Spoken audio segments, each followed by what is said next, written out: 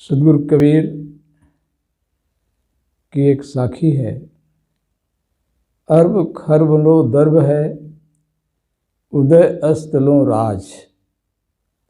भक्ति महात्म ना तुले ईसब कौने काज। भक्ति के संबंध में केवल सदगुरु कबीर ने ही नहीं कहा, संतो भक्ति सतो गुर आनी। भक्ति के संबंध में सभी मनीषी और संतजन उसकी महिमा का वर्णन करते आए हैं। पूज्य गुरुदेव जी ने भी मानस मणि में नवधा भक्ति का बहुत सुंदर चित्रण किया है। अनेक ग्रंथों से सार लिया जाए तो उसमें कोई भेद नहीं है। सार सार को गहरे थोथा दे उड़ाए। ऐसे ही भक्ति का विस्तृत विवेचन नवधा भक्ति में मानस में गोस्वामी जी ने किया है। कहा जाता है कि शबरी अपने गृह में जब रहती थी, घर में थी, उसके विवाह की तैयारियां होने लगीं। विवाह में बरातियों की सेवा के लिए, उनको भोजन कराने के लिए सामने भेड़ और बकरियां बंधी थी। शबरी ने अपनी माँ से पूछा, इनका क्या होगा? उसकी माँ ने कहा, भेड़ बकरियां काटी गई हैं, इन्हें बराती खई हैं। मेरी एक शादी में, मेरे एक विवाह में इतनी भेड़ बकरियां काटी जाएंगी, ऐसा सुनकर उसका हृदय विदीर्ण हो गया और वह विवाह न करके घर से भाग चली। घर से बाहर वो भटकती हुई किसी जंगल में ऋषि मतंग के आश्रम पर पहुंचती है। ऋषि वृद्ध हो चुके थे। उन्होंने कहा कि सीता की खोज करते हुए राम और लक्ष्मण यहाँ आएंगे, पधारेंगे, तुम उनका स्वागत करना, सेवा करना। ऋषि का शरीर छूट गया। शबरी उस आश्रम में अकेले ही रहने लगी। राम और लक्ष्मण जब आते हैं तो शबरी उनका स्वागत करती है। शबरी देखि राम गृह आए, मुनि के वचन समुझ जिय भाए। सरसिज लोचन बाहु विशाला, जटा मुकुट सिर उर बनमाला। श्याम गौर सुंदर दो भाई, शबरी परी चरण लपटाई। प्रेम मगन मुख बचन आवा, पुनि पुनि पद सरोज सिर नावा। सादर जल ले चरण पखारे, पुरि सुंदर आसन बैठारे। बहुत पुलकित हुई, बहुत प्रसन्न हुई और राम को आसन दिया। चरण पखारने के लिए, चरण धोने के लिए उसने राम के चरण धोने के लिए बिना किसी पात्र के चरण धोए। राम के चरण धोने का 3 बार अवसर आता है। एक जब उनका विवाह होता है तो राम राजा है, यानी दूल्हा राजा है, और सीता के पिता वे भी जनक राजा हैं, राम भी राजा हैं। विवाह के समय उनके चरण धोए जाते हैं। वो पात्र भी सोने का है। धोने वाला राजा है, जिसके धोए जा रहे हैं वो भी दूल्हा राजा है, पात्र भी सोने का है। चरण धोने का दूसरा अवसर आता है। केवट मांगी नाव ने केवट आना, कहा तुम्हारा मरम मैं जाना। चरण स्पर्श से कहते हैं पत्थर का हिल्ला, नारी हो गई थी। उसने कहा, मेरी नौका में मैं जब तक चरण नहीं धो लूँगा तब तक नहीं बैठाऊँगा। चरण रच पड़ते ही मेरी नौका कहीं नारी हो गई तो मेरी जीविका चली जाएगी। केवट राम रजाइस पावा, पानी कठौता भर ले आवा। यहाँ चरण धोने वाला एक मजदूर है, केवट है। पात्र काठ का है, और राम राजा नहीं है, यहाँ पर वनवासी हैं, उदासी हैं विशेष। और यहाँ धोने वाला न कोई राजा है और न कोई मजदूर है, एक साध्वी है, एक विरक्त नारी है। और धोने के लिए कोई वहाँ पात्र नहीं है। सबरी चरण धोती है और उसके बाद हाथ जोड़ करके खड़ी होती है, कहती है कि विधि स्तुति करो तुम्हारी, अधम जाति जड़मत मैं भारी, अधम ते अधम अधम अति नारी, तिनमह मैं मति मंद अघारी। नारी अधम नहीं है और अधम जाति की नहीं है, लेकिन नारी के अस्तित्व को दबाया गया और उसको नीचा दिखाया गया, जात से नीचा, और नारी जात की हूँ, अधम से अधम हूँ, ऐसा सबरी के मुख से कहलवाया गया है नहीं। जाति का पक्ष रखने वाले, नारी के महत्व को न समझने वाले सदा से लिखते आए हैं, कहते आए हैं। सबके अंदर उसी प्रकार से चेतन निवास करता है, सबको सुख दुख होता है, दोनों कल्याण के अधिकारी हैं। और इस भाव को रखते हुए राम जी ने कहा, उसके शब्दों को जो उसने कहा, अपनी हीनता दिखाई, तो राम ने कहा कि कह रघुपति सुन भामिनी बाता, मानव एक भगति कर नाता। ऐ भामिन, ऐ बहन, मैं केवल भक्ति का नाता मानता हूँ। जाति पाति कुल धर्म बड़ाई, धन बल परिजन गुण चतुराई, भक्तिहीन नर सोहई कैसे, बिन जल वारिद पेखी जैसे। भक्ति के बिना जैसे बादल बहुत हो लेकिन वर्षा न हो, क्या शोभा। बुद्धि बढ़ी, चतुराई बढ़ी और सुंदरता तन में लपटी है। नाम बढ़ो धन धाम बढ़ो, यश कीरति तो जग में प्रकटी है। झूमत द्वार मतंग अनेकन, इंद्र महीपति नाहि घटी है। तुलसी सिया राम की भक्ति बिना, जैसे सुंदर नारी की नाक कटी है। वे राम सीता के उपासक थे। कहने का अर्थ ये है कि भाव है, ये है कि भक्ति के बिना जैसे कोई सुंदर नारी उसकी नाक कटी तो उसकी क्या शोभा। मानव के जीवन, मनुष्य के जीवन, बुद्धि विद्या बल सब कुछ संपन्न हो, बाहरी भौतिक उपलब्धियाँ, लेकिन एक भक्ति न हो तो उसकी कोई शोभा नहीं। जैसे साहिब ने कहा, अर्ब खरबलो दर्ब है। तो राम कहते हैं कि कह रघुपति सुन भामिनी बाता, मानव एक भगत कर नाता। जाति पाति कुल धर्म बड़ाई, धन बल परिजन गुण चतुराई, भक्तिहीन नर सोहई कैसे, बिन जल पारित पेखी जैसे। नौधा भक्ति कहूँ तो ही पाही, सावधान सुन धर्म मन माही। मैं तेरे को 9 प्रकार की भक्ति कहता हूँ, लेकिन शर्त यह है कि सावधान होकर के सुन। सावधान होकर के सुनने के लिए क्यों कहा जाता है? क्योंकि ऐसे कोई फ़ोन पर बात करेगा, लोगों से बात करेगा, व्यवहार में रहेगा तो नींद नहीं आती। और यहाँ जब सत्संग में लोग बैठते हैं, ध्यान में बैठते हैं तो नींद आने लगती है। क्यों आती है नींद? क्योंकि यहाँ आनंद आता है। यहाँ सभी संसार की चिंताएं दूर हो जाती हैं तो नींद आ जाती है। अभी सबका फोटो लिया जाए तो यही कुछ लोग सोने लगेंगे, थोड़े से लोग क्यों ना। तो राम कहते हैं सावधान सुन। और सुन तो लिया, मान लिया सावधान होकर सुन भी लिए, लेकिन धर्म मन माही। अगर मन में धारण नहीं किया तो भी कोई फल नहीं मिलेगा। सुन तो बहुत लोग लेते हैं, ध्यान से सुनना और मन में धारण करना। प्रथम भक्ति संतन कर संगा, दूजी रति मम कथा प्रसंगा। पहली भक्ति क्या है? प्रथम भक्ति संतन कर संगा। राम ये नहीं कहते कि पहली भक्ति ईश्वर की भक्ति, मेरी भक्ति, गुरु की भक्ति और कुछ।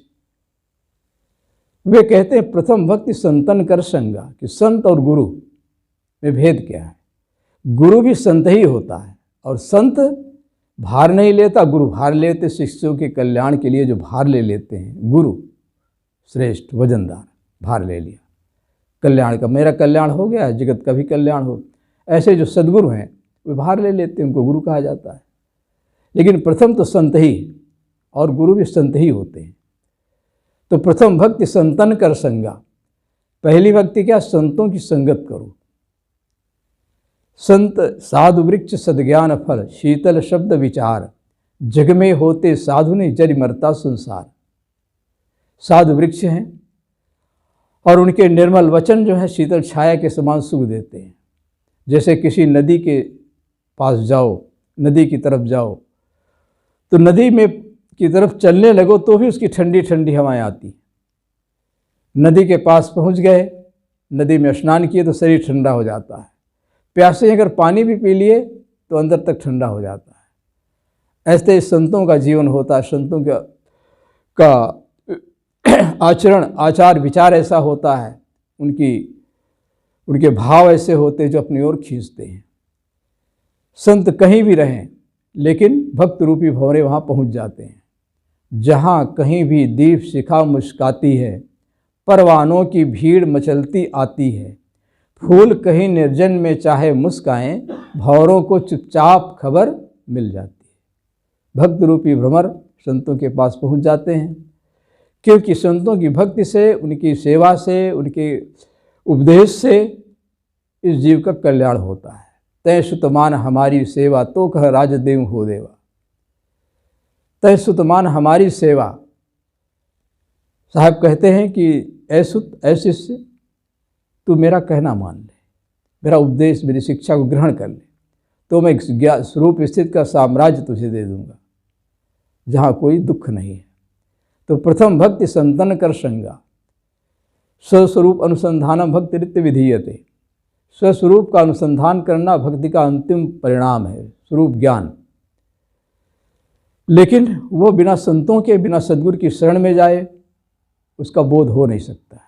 इसलिए संतों की संगत की आवश्यकता है। राम कहते हैं कि प्रथम भक्ति संतन कर संगा शबरी से, दूजी रति मम कथा प्रसंगा। दूसरी भक्ति क्या है? मेरे कथा प्रसंगों में प्रेम। राम के कथा प्रसंग क्या हैं? रामायण पढ़ते हैं, रामलीला देखते हैं, टीवी में देख लेते हैं, भाई भाई का मिलाप, भरत मिलाप देख लेते हैं, अश्रु धारा बह जाती है, लेकिन आपस में आके लड़ जाते हैं। धन के लिए, पद के लिए, अधिकार के लिए लोग लड़ते हैं। इसका बहुत ही सटीक और सुंदर उदाहरण रामायण में मिलता है, राम के जीवन में मिलता है, राम के कथा प्रसंगों में मिलता है। राम की कथा प्रसंगों का मतलब नहीं कि उसमें केवल राम ही पात्र हैं। रामायण के सभी पात्रों की शिक्षा ग्रहणीय है। पूज्य सद्गुरुदेव ने मानसमणि में इसका विस्तृत वर्णन किया है। तो दूजी रति मम कथा प्रसंगा, दूसरी भक्ति मेरे कथा प्रसंगों में प्रेम। राम कथा प्रसंग क्या है?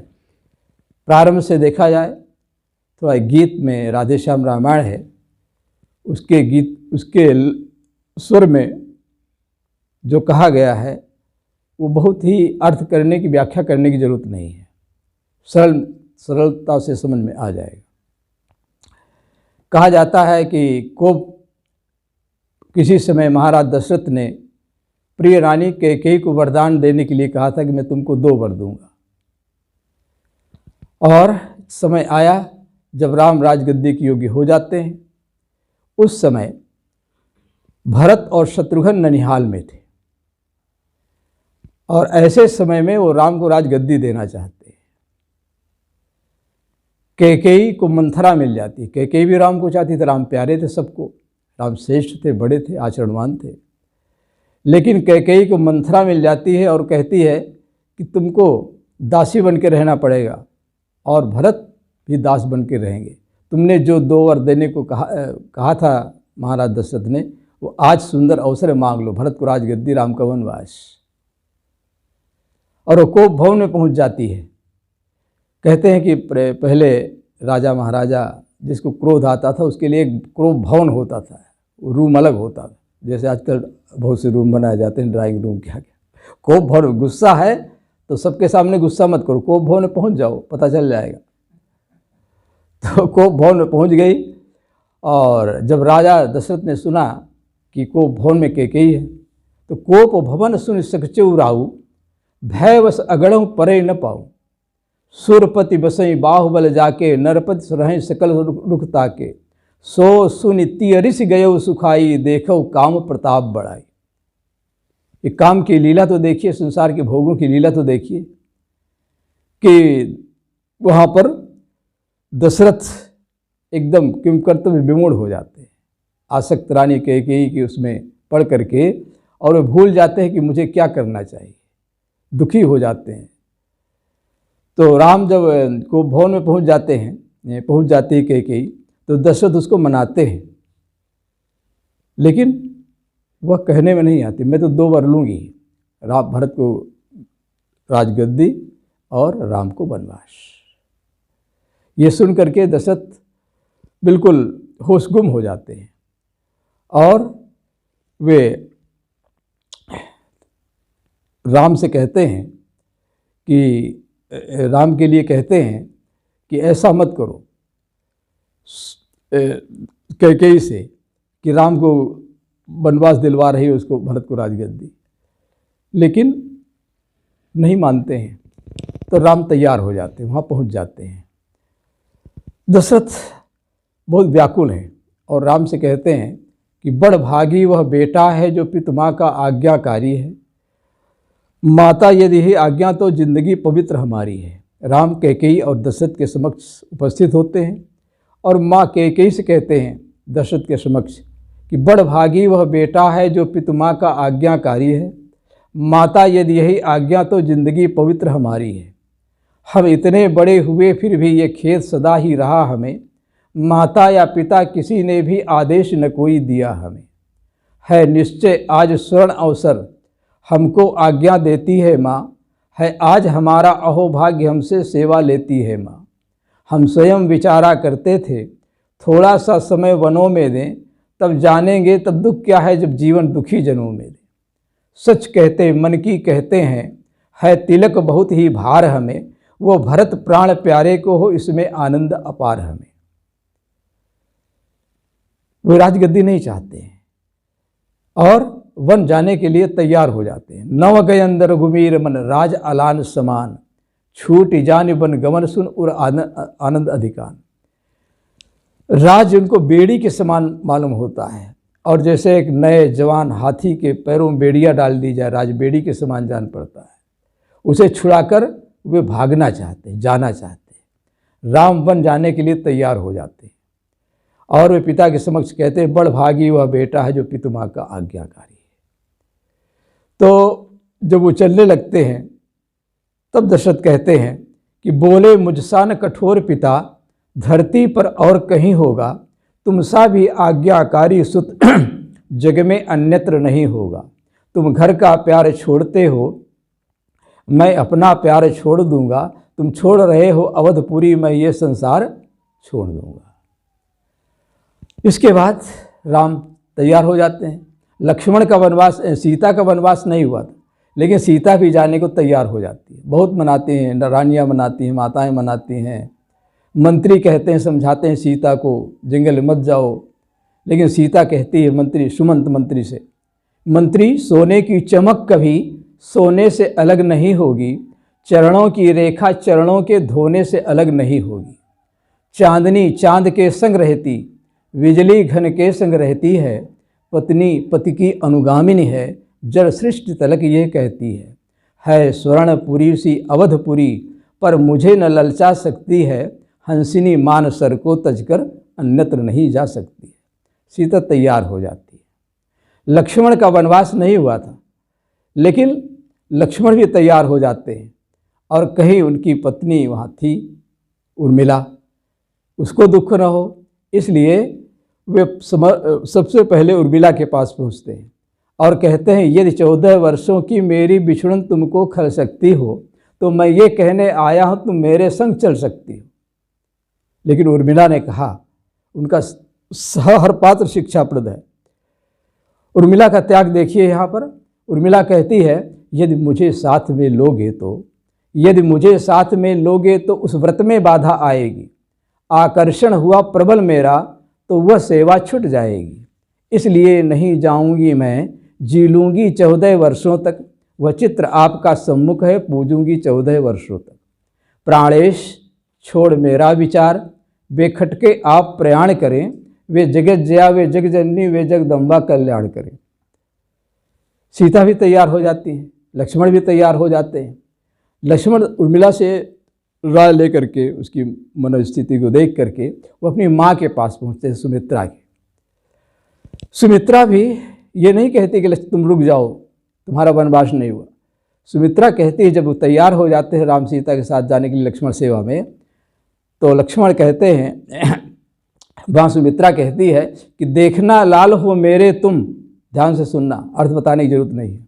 देखना लाल हो मेरे तुम, तो सत पे सदा अड़े रहना, 14 वर्षों की सेवा में वीरों की भांति खड़े रहना।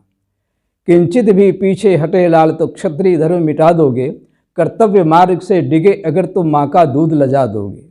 जाओ प्रसन्न रखो उनको जो मुद मंगल के दाता हैं, अब पिता तुम्हारे रामचंद्र सिया तुम्हारी माता है। तीनों चल देते हैं वन के लिए। इधर ननिहाल से जब भरत और शत्रुघ्न आते हैं तो उनको पता चलता है, कथा दोहराने की जरूरत नहीं है, मंथरा जिस प्रकार से उन्होंने दशरथ के प्रति किया था उनकी माँ ने, कैकेयी ने, और दशरथ के प्राणांत भी हो गए थे। जब वो लौटे हैं तो प्राणांत हो गए थे, उनको रखा गया था। तो वे जब लौट करके आते हैं कि ये सब जितना जाल रचा गया है ये कैकेयी के द्वारा रचा गया है, और राम वन चले गए। वन जाने के लिए तैयार हो जाते हैं कि मैं यहाँ रहने योग्य नहीं, गद्दी की तो उसको भूखे नहीं थी। और वो माँ के समक्ष पहुँचते हैं चलते चलते और कहते हैं, माता तुम मेरी माता हो, क्या तुम्ही माता मेरी, क्या तुम्ही सूर्य कुल की रानी, क्या तुम्ही जन्मदाता मेरी। वह नहीं आज से माता है जो रही आज तक माता है। तुम मन में यह कल्पना करो बेटा ही जन्मा नहीं मेरे, मानो तो है संबंध सभी, मानो तो सारे नाते हैं, अन्यथा जगत में कितने ही प्राणी यूँ आते जाते हैं। इसी पर कहा गया है, तजो पिता प्रहलाद विभीषण बंधु भरत महतारी, बल गुरु तजो कंथ ब्रज बनितन भय मुद मंगलकारी। माते मोह राम के मन, माते नेह राम के मनियत, सुहृद सुषेव्य जहाँ लो, तुलसी सो सब भांति परमहित पूज्य प्राण ते प्यारो, जो पय हो स्नेह राम पद ऐतो मतो हमारो। राम के पद में जिनका प्रेम है, सदाचार में जिनका प्रेम है, वे कभी संसार के भोगों में गद्दी के भूखे नहीं होते। भरत चल पड़ते भाई को मनाने के लिए, वापस लाने के लिए। रानियाँ पुरजन परिजन सभी लोग उनके पीछे चल पड़ते।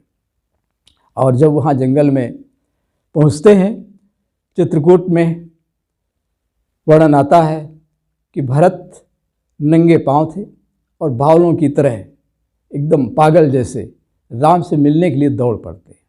देखते हैं राम को देख करके तो कई वर्णन करता है कि नंगे थे पांव बावले के, कीचड़ मिट्टी में लिसे हुए, कुछ कुछ बह रहा रक्त भी था, कांटे भी थे कुछ चुभे हुए, थे काले बाल धूलि धूसर, पीले मुखड़े पर पड़े हुए, जिस भांति भयानक आंधी में सिर सूर्य देव हो छिपे हुए। उस पर उसकी उस हालत पर दर्दीली चितवन जमा तुरत, आगे को सीता नाद बढ़े आजान भुजाएं बढ़ा तुरत। वो व्याकुलता थी मिलने की, धनु कहीं कहीं पर तीर गिरा, मह पर तरकस के साथ साथ वो मुनियों वाला चीर गिरा। बावला चाहता है पहले रघुबर को शीश झुका लूँ मैं, रघुवीर चाहते हैं पहले छाती से उसे लगा लूँ मैं। आखिर रघुबर की विजय हुई, हाथों पर उठा लिया उसको, वह चरण छुए इसके पहले सीने से लगा लिया उसको। जब हृदय का मिलन हुआ, तब दूर विरह का ताप हुआ, अब सबने देखा चित्रकूट में ऐसे भरत मिलाप हुआ। हो गया भरत मिलाप। अब भरत सब मिल करके, लक्ष्मण सभी माताओं से मिलते हैं और अंत में सभी से मिल करके अपनी माँ सुमित्रा के समक्ष खड़े होते हैं, जैसे वहाँ आज्ञा लिए थे। वैसे यहाँ जब सुमित्रा से मिलते हैं तो वो मार्मिक दृश्य भी बड़ा गंभीर है। लक्ष्मण जब माँ सुमित्रा से मिलते हैं तो कहते हैं, इधर लक्ष्मण की आंखों में लक्ष्मण की आंखों में आंसू आते हैं। और जैसे प्रारंभ में कहा था, देखना लाल हो मेरे तुम, तो इस तरफ प्रेम का आंसू भी इन आंखों के भीतर आया। सुमित्रा लक्ष्मण के आंखों में आंसू आया। इस तरफ प्रेम का आंसू ही इन आँखों के भीतर आया, उस तरफ छातियों से माँ की ममता का दूध उतर आया। मानो माता का शुद्ध हृदय बेटे पर गर्व कर रहा है, बेटा तू मेरा कहता है बेटा तू मेरा बेटा है वही पुत्रवती युवती जिसकी संतान लखन सी हो, अन्यथा कुपुत्रवती जननी बंध्या रहनी ही अच्छी है। नर वे ही हैं सतपथ में जो जीवन न्यौछावर करते हैं, अन्यथा जगत में कितने ही पैदा होकर मरते हैं। गर्व था लक्ष्मण सुमित्रा इत्यादि के त्याग को, एक एक पात्र। और अंत में सबका परिणाम क्या होता है? जिस कैकेयी ने जाल रचा था, आदमी कितना ही क्रूर हो, कितना गलत हो, लेकिन समय आता है जब उसका हृदय परिवर्तित हो सकता है, हो जाता है, हुआ। उसका हृदय परिवर्तित हो जाता है और वो पश्चाताप करती हुई कहती है, संसार की नारियों को शिक्षा देती है, क्योंकि मंथरा कहने पर आ गई थी ना, तो संसार की नारियों को शिक्षा देती हुई कहती है कि हे दुनिया की बहनों सीखो, ओछों को मुंह न लगाना तुम, हे बहू बेटियों नीचों की संगति में मत फंस जाना तुम। घर में जो दुष्ट दासियां हैं वे स्वांग नित नए भरती हैं, बर्बाद घरों की बहुओं को नाना प्रकार से करती हैं। यदि मुझसे कुछ भी हो घृणा तुम्हें, तो फिर उससे ये सीखो तुम, दुष्टा अनुचरी सहचरी को भी घर में मत घुसने दो तुम। हे राम, आज व्याकुल मैया बेटे की कृपा चाहती है, तुम बेटे हो तो क्षमा करो, देखो माँ क्षमा चाहती है। हृदय परिवर्तित हो जाता है। इस पर एक कवि ने कहा है कि कैकेयी यहाँ भी कहती है, दूसरे शब्दों में है कि युग युग तक चलती, कैकेयी कहती अंत में, पटाक्षेप होता है अंतिम दृश्य, युग युग तक चलती रहे कठोर कहानी। कैकेयी कहती है युग युग तक चलती रहे कठोर कहानी, रघुकुल में थी एक अभागन रानी। निज जन्म जन्म में सुने जीव यह मेरा, धिक्कार उसे था महास्वार्थ ने घेरा। पटके मैंने पद पाणी मोह के नद में, नर क्या क्या करते नहीं स्वप्न में मद में। मद में आदमी बेहोश हो जाता है और जो नहीं करना चाहिए वो कहता है, करता है। तो ये पात्र जितने हैं सभी पात्र रामायण के, हनुमान की स्वामी भक्ति, रावण जिसको बहुत राम ने मारा भी था, लेकिन रावण से भी कुछ शिक्षा मिली, तो अंतिम समय में राम ने लक्ष्मण को भेजा था कि रावण ज्ञानी पंडित बुद्धिमान और उसके गुणों का वर्णन करते हैं कि जाओ उससे कुछ सीख के आओ। लक्ष्मण जब पहुंचते हैं तो बहुत शिक्षाएं उसमें कहा जाता है कि उसने कहा कि मैं काल को अपनी पाटी में बांध रखा था, नहीं सोचा था मैं मारा जाऊंगा। स्वर्ग जाने के लिए सीढ़ियाँ बनाना चाहता था, वो कर नहीं पाया। जो जो भी शिक्षाप्रद बातें थी उसने कही। कुंभकर्ण, ये सब विरोधी पार्टी थी, विरोधी थे। कुंभकर्ण को जब जगाता है रावण, सब मेघनाद इत्यादि मारे जाते हैं, तो कुंभकर्ण को जब जगाता है तो कुंभकर्ण पहले रावण को बहुत फटकारता है कि तुमने ठीक नहीं किया है, पर नारी का हरण किया, सब कुछ उनको समझाता है। और फिर वह राम रूप गुण सुमिरत मगन भयो क्षण एक, राम के गुणों का उनके शौर्य का स्मरण करता है, प्रसन्न हो जाता है, मानो राम का भक्त हो। लेकिन दूसरे क्षण क्या होता है? रावण मांगे कोटि घट मद और महिष मने अनेक। दूसरे क्षण कहता है लाओ भी मदिरा लाओ, भैंसे कटवाओ, खाएं जाएं फिर राम से युद्ध करने के लिए। हमारे जीवन की यही विडंबना है, एक क्षण में यही विडंबना कि हम एक क्षण राम में डूबते हैं, दूसरे क्षण काम में डूब जाते हैं। तो राम में डूबने के लिए, राम की भक्ति करने के लिए, राम के कथा प्रसंगों का अर्थ ये है कि राम ने जो अपने जीवन में किया, रामायण के जो पात्र हैं, दो ही गुरुदेव जी कहा करते थे कि रामायण जो है भाई भाई के प्रेम की कहानी है और महाभारत जो है लड़कट कट करके मर जाने की कहानी है, जो चीज़ से शिक्षा लेना चाहे। तो शबरीश राम कहते हैं कि प्रथम भक्ति संतन कर संगा, दूजी रति मम कथा प्रसंगा। गुरु पद पंकज सेवा, तीसर भक्ति अमान। तीसरी भक्ति क्या है? गुरु के चरण कमलों की सेवा। सेवा वही कर सकता है जिसके अंदर श्रद्धा हो। श्रद्धावान लभते ज्ञानम। बिना श्रद्धा के गुरु की सेवा, संतों की सेवा, अध्यात्म मार्ग में, कल्याण के मार्ग में, भक्ति के मार्ग में कोई आगे बढ़ नहीं सकता है। गुरु के चरण कमलों में गुरु के प्रति श्रद्धा होना आवश्यक है।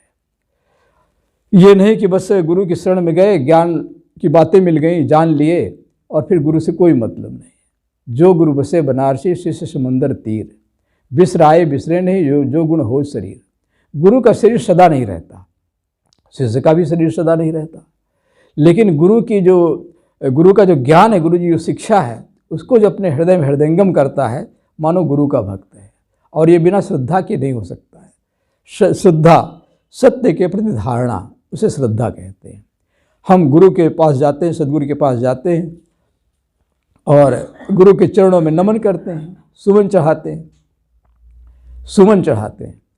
फूल था डाली का, प्रकृति की गोद में खिला हुआ था, हमने उसको तोड़ लिया और गुरु के चरण कमलों में जा करके हमने सुमन अर्पित कर दिया।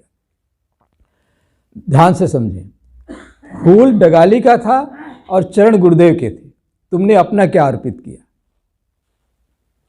सुमन। सुमन फूल का दूसरा भाव है सुमन, अर्थ सुंदर मन। जब हमारा मन सुंदर होगा और सुंदर मन से गुरु को हम नमन करेंगे तो सुमन चढ़ाना उचित होगा। इसीलिए कहा गया ना, तेरा मेरा मनुआ कैसे एक हुई रे। तेरा और मेरा मन कैसे एक हो सकता है? बिना श्रद्धा के गुरु के प्रति भाव नहीं हो सकता है। इसलिए श्रद्धा की आवश्यकता है। श्रद्धापूर्व से पूर्ण मन चाहिए, मन में पूर्ण श्रद्धा होनी चाहिए और श्रद्धा की आँख चाहिए। श्रद्धा की आँख का क्या मतलब है? कि हमारे ज्ञान के नेत्र खुले हैं। केवल हम बाहर से ही हमारी श्रद्धा केवल बाहर से न प्रकट हो, हम विवेक और विचार पूर्वक गुरु के प्रति श्रद्धा रखें। बहुत से गुरु ऐसे होते हैं, न मालूम कहाँ कल्पना जाल में और संसार के जाल में फंसा देते हैं, आडंबरों में फंसा देते हैं। इसलिए श्रद्धा की आंखें खुली होनी चाहिए। कहते हैं कोई एक अंधा व्यक्ति था और अपने मित्र के साथ किसी भोज पर गया, तो भोज में अनेक प्रकार के व्यंजन बने थे और उसमें खीर बनी थी। पहली बार खीर खाया था। खीर बहुत सुमिष्ट थी, मीठी थी, स्वादिष्ट थी। अंधे ने अपने मित्र से पूछा कि ये क्या चीज़ है? उसने कहा ये खीर है। कि खीर क्या होती है? कि चावल, दूध और चीनी, इन तीन से मिलकर खीर बनती है। खीर सफ़ेद होती है, चावल और खीर सफ़ेद होती है, चावल सफ़ेद, चीनी सफ़ेद, दूध सफ़ेद। कहा ये सफ़ेद क्या होता है? रंग तो कभी देखा नहीं था। कहा सफ़ेद बस बिल्कुल बगुले की तरह। कहीं बगुला क्या होता है? अब कैसे समझाए? तो वो बगल में बैठा ही था, उसका मित्र था ही। उसने हाथ की एक टोहनी, जैसे बगुला का गर्दन होती ना, वैसे हाथ को ऐसे टेढ़े करते हुए, उसकी चोंच बनाते हुए और उसका हाथ अपने हाथ में रखते हुए ऐसे कहा, देखो इस तरह बगुला होता है। तो वो अंधा खुशी से उछल पड़ा। कहा बस समझ गया, खीर टेढ़ी होती है। खीर जो है टेढ़ी होती है। टेढ़ी खीर एक मुहावरा बन गया। जब कोई बात समझ में नहीं आती ठीक से तो हम क्या कहते हैं? इस बात को समझना टेढ़ी खीर है।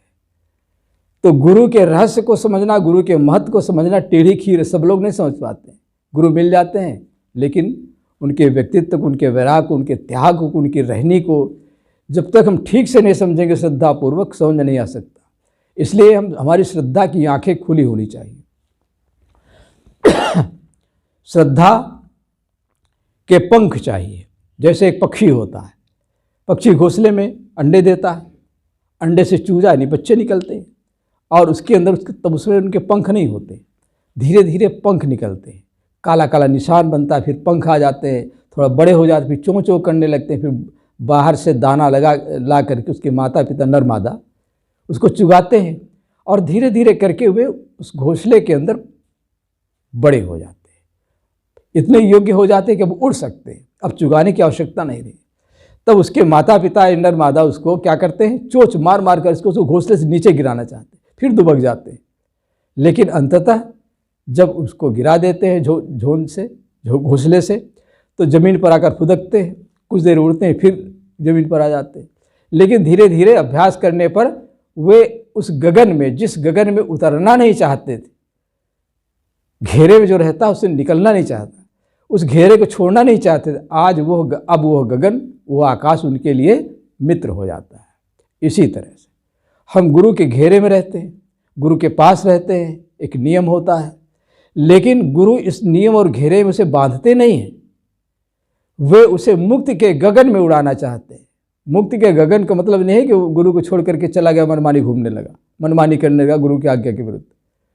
तो वो गुरु का ज्ञान क्या है, गुरु की मुक्ति क्या है, और घोंसले से बाहर निकलना क्या है, मुक्ति के गगन में।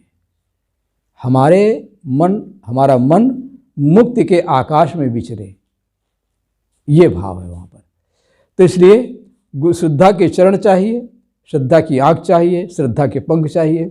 श्रद्धा राह का संबल है, जय श्रद्धा संबल रहित, नहीं संतन को संग, तिनकर मानस अगम अस कहाई सकल सदग्रंथ। श्रद्धा राह का संबल, जैसे हम चलते हैं राह में, कुछ भोजन सामग्री बना के रख लेते हैं, कुछ पैसे होते हैं, यानी यात्रा का खर्च रख लेते हैं। इसी प्रकार श्रद्धा क्या है, राह का संबल है।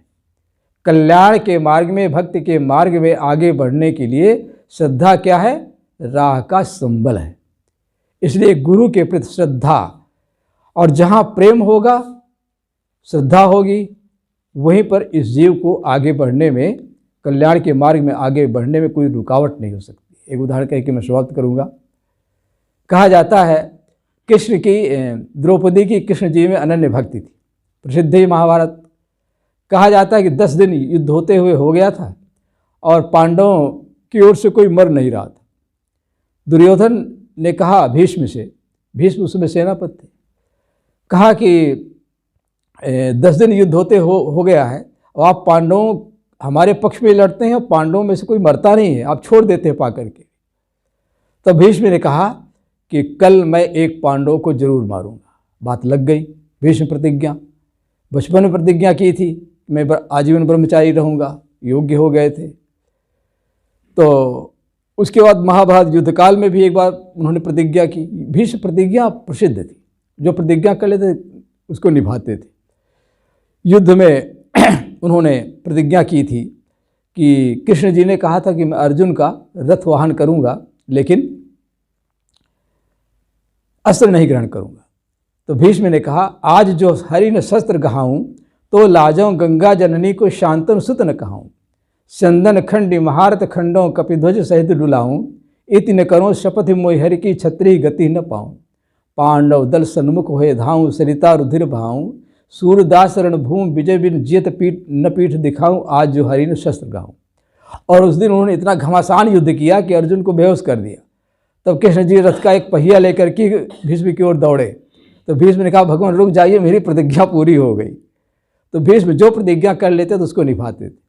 तो प्रसंग यहाँ ये है कि भीष्म ने दुर्योधन से कहा कल मैं एक पांडव को जरूर मारूंगा। अब पांडवों में खलबली मच गई। द्रौपदी के 5 पति कहा जाता है, 5 पांडव, और एक पति भी नहीं रहा तो एक सुहाग उसका छिन जाएगा। तो कृष्ण जी के पास पहुँचती है और कृष्ण जी से कहती है कि भगवान भीष्म ने प्रतिज्ञा की कल एक पांडव को जरूर मारूंगा। कहा कृष्ण जी ने कहा द्रौपदी से घबराओ नहीं, चलो मेरे साथ। और द्रौपदी को लेकर के वे भीष्म, संध्या को विराम हो जाता था युद्ध, फिर सवेरे युद्ध होता था। तो युद्ध शुरू होने के पहले 4 बजे प्रातःकाल भीष्म अपने डेरे में आसन जमाए बैठे थे, शांत चित्त से मुद्रा में, योग मुद्रा में। और कृष्ण जी द्रौपदी को लेकर जाते हैं डेरे के बाहर, और वो तो डेरे के बाहर खड़े हो जाते हैं और द्रौपदी से कहते हैं तुम घूंघट काढ़ करके जाना और भीष्म के चरणों में शीश रख देना, कुछ बोलना नहीं पहले। और अपना स्वयं भी घूंघट काढ़ करके खड़े हो गए नारी का रूप बना करके। और द्रौपदी की चप्पलें पड़ी थी, उसको चप्पलों को बगल में दबा लिया। नटनागर कहे जाते 16 कलाओं में पूर्ण।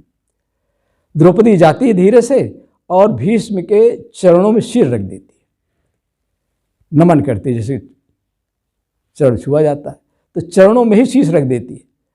उनकी आँख खुलती है और वे आशीर्वाद देने के लिए सिर पर हाथ फेरते हैं। और जैसे ही सिर पर हाथ लगाते सोचते तो कोई नारी है, उनके मुख से निकल जाता है कि बेटी तेरा सौभाग्य अटल रहे है, बेटी तेरा सौभाग्य अटल रहे। द्रौपदी ने घूंघट उखाड़ दिया, आशीर्वाद मिल गया। तो द्रौपदी ने कहा भगवान कल की प्रतिज्ञा पूरी होगी कि आज का आशीर्वाद। तो भीष्म ने कहा कि द्रौपदी जरूर किसी को साथ मिलाई होगी। ऐसा तो कोई जमाना आएगा जब स्त्रियाँ अकेली चल पड़ेंगी, तो जरूर किसी को साथ मिलाई होगी, अकेली नहीं आई होगी। और द्रौपदी को लेकर के भीष्म जी डेरे के जैसे बाहर आते हैं तो द्रौपदी से पूछते हैं ये कौन है। वो भी उसी रूप में खड़े हुए थे, घूंघट काढ़े हुए, पीताम्बर डाल लिए थे मुख पर घूंघट। तो कहा ये कौन है। इसके पहले कि द्रौपदी कुछ बताए, कृष्ण जी ने कहा मैं इन द्रौपदी जी की नौकरानी हूं और इनके चप्पलों की रखवाली कर रही हूं। तो भीष्म जी ने कहा धन्य हो नौकरानी, भगवान करे ऐसी नौकरानी सबको मिले जो भक्त की चप्पलें बगल में दबाकर उसके सौभाग्य की रक्षा करना चाहते हैं। अब कल कोई पांडव नहीं मारा जाएगा, मैं ही मृतशैया पर पड़ूंगा। प्रबल प्रेम के पाले पड़कर प्रभु को नियम बदलते देखा। प्रेम का परिणाम है, जहाँ श्रद्धा है वहीं प्रेम है, जहाँ प्रेम है वहीं श्रद्धा है। तो गोस्वामी जी कहते हैं कि प्रथम भक्ति संतन कर संगा, दूजी रति मम कथा प्रसंगा, गुरुपथ पंकज सेवा, तीसर भक्ति अमान, चौथी भगति मम गुणगण करे कपट तज गान। चौथी भक्ति है क्या कि मेरे गुण समूहों का गान करो, लेकिन कपट मोहि कपट छल छिद्र न भावा। गुरु के पास जाओ, संतों के पास जाओ, भक्ति के मार्ग में कपट छल छिद्र जो रखेगा वो आगे नहीं बढ़ पाएगा। संसार की चीज़ें भले बढ़ जाएं, लेकिन कल्याण के मार्ग में, शांति के मार्ग में, मोक्ष के मार्ग में आगे नहीं बढ़ सकता है।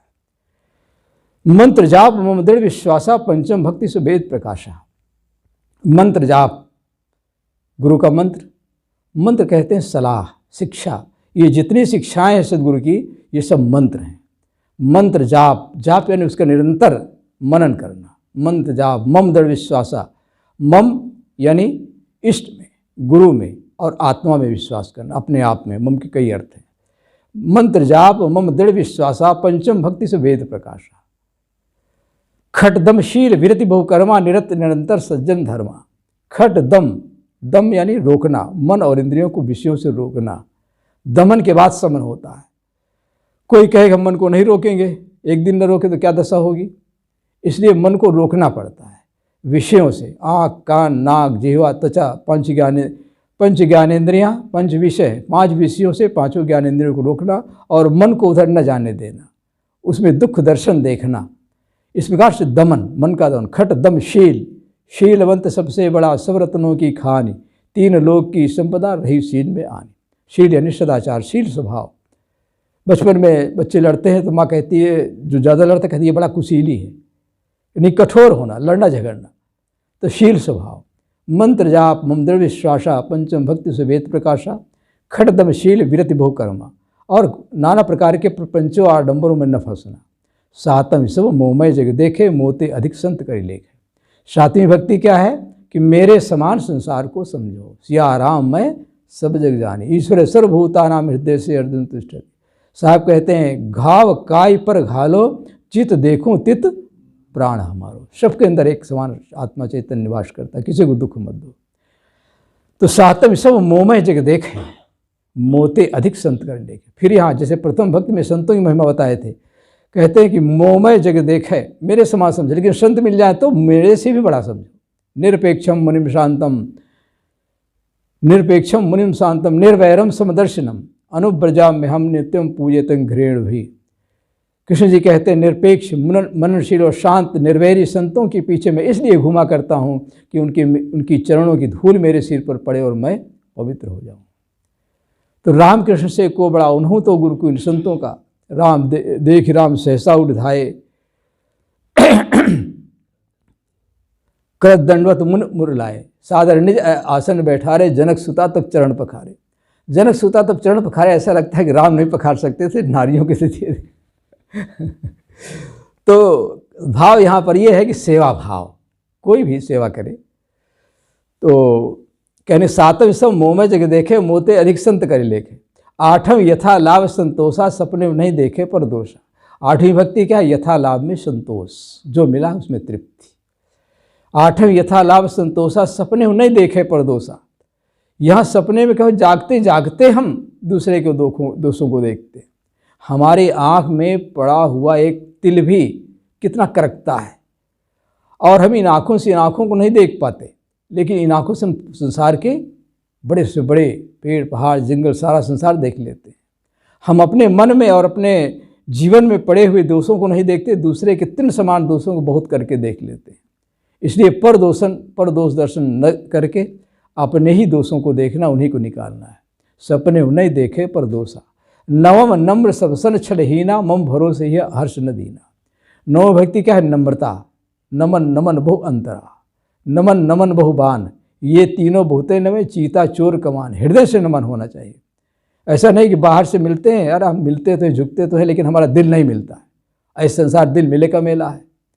इसलिए नवम नम्र सबसन छलहीना, छल न करो। मम भरोसे ही हर्ष न दीना, मेरे में भरोसा रखो। हर्ष और शोक, हर्ष कुछ मिल जाने पर अनुकूल हर्ष, और न मिलने पर शोक। हर्ष और शोक से पार हो जाओ। नवम नम्र सबसन छलहीना, मम भरोसे ही हर्ष न दीना। नौ माह, अंत में राम सबरीश कहते हैं, 9 माह जिनके एकव हुई, नारी पुरुष सचराचर कोई। मैंने तेरे को 9 प्रकार की भक्ति कही है, और 9 प्रकार की भक्ति में से एक भी भक्ति जिसकी होगी, अच्छी तरह से धारण कर लेगा, उसको उसका कल्याण होगा। ऐ सबरी, तेरे में तो 9 प्रकार की भक्ति परिपूर्ण है। सबरी ने कहा था ना कि अधम जाति में जड़मत में भारी, उसका पूरा निरसन हो जाता है। और राम कहते हैं कि अधम सकल प्रकार भगत दृढ़ तो। अंत में कहते हैं, मम दर्शन फल परम अरूपा, जीव पाव निज सहज स्वरूपा। पूरी नवधा भक्ति की ये पंक्ति जान है, प्राण है। क्या है कि जीव पाव निज सहज स्वरूपा। राम यहाँ ये नहीं कहते कि तुम भगवान को पा जाओगे, राम को पा जाओगे, गुरु को पा जाओगे और कहीं जाके मिल जाओगे। जीव पाव निज सहज स्वरूपा, जिसके लिए कहा गया है कि स्वस्वरूप अनुसंधानम भक्ति रीति विधीयते। इस नवधा भक्ति में सभी भक्ति के सभी सांगोपांग परिपूर्ण, जितने भी दृश्य हैं, वक्तव्य है, वो सब आ जाता है। इसलिए हमें चाहिए कि हम भक्ति के मार्ग में आगे बढ़ें। साहब को दोहा याद करते, उसी की व्याख्या के रूप में नवधा भक्ति आ गई। अरब खरबलो दर्भ उदय स्तुलो राज, भक्ति महात्म ना तुले, ये सब कहने काज। बोलिए सद्गुरुदेव की जय।